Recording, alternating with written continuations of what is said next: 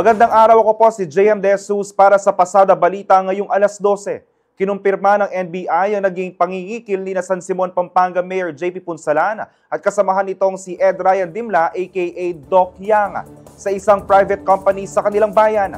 Batay sa reklamong natanggap ng ahensya mula sa Real Steel Corporation, humingi muna si Dimla na nagpakilalang external city administrator at kinatawan ni Mayor Punsalan ng 30 million pesos kapalit ng hindi pakikialam ng lokal na pamahalaan sa operasyon ng kumpanya. Bukod dito, humingi pa umuno si Dimla ng karagdagang 125 million pesos bilang reimbursement sa political expenses ng alkalde. Naaresto ang dalawa sa ikinasang entrapment operation ng NBI sa Clark nitong Martes, August 5. Sumailalim na sila at 5 iba pa na security detail ng alkalde sa inquest proceedings at nahaharap sa kasong robbery, paglabag sa Anti-Graft and Corruption Practices Act at illegal possession of firearms.